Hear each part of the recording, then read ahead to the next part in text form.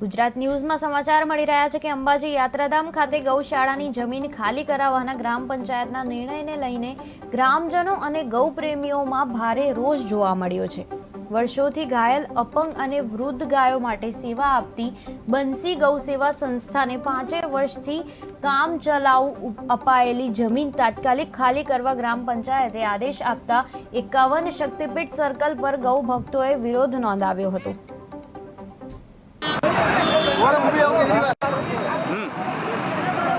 છેલ્લા 8-10 વર્ષથી બંસી ગૌ સેવા ટ્રસ્ટ દ્વારા અંબાજીમાં જે વગર માલિકીના જે ગાયો ઢોરો ફરે છે અહીંયા તેમની ઘણી બધી સેવાઓ એ લોકો કરે છે। કોઈ બીમાર હોય, પગ તૂટી ગયું હોય, ફ્રેક્ચર થયેલું હોય, ગમે તે રીતે હોય તેમને આ લોકો પૂરેપૂરી સેવા કરે છે, ઈલાજ કરાવે છે, એમને ખાવા માટેનું જે પણ અનાજ, ચારો બધું પૂરું પાડે છે અને એમની એક સારી કામગીરી જોઈને ઘણા લોકો ઉદાર દિલે એમને દાન પણ આપે છે। અને એમાં છેલ્લા કેટલાક સમયથી પંચાયતની જે બનાસકાંઠા છાસવાડીવાળી જે જમીન હતી એ ફાજલ પડેલી હતી, ત્યાં કોઈ પ્રવૃત્તિઓ થતી નથી, ત્યાં બીજા લોકો આવીને દબાણ કરે એવી પરિસ્થિતિ હતી।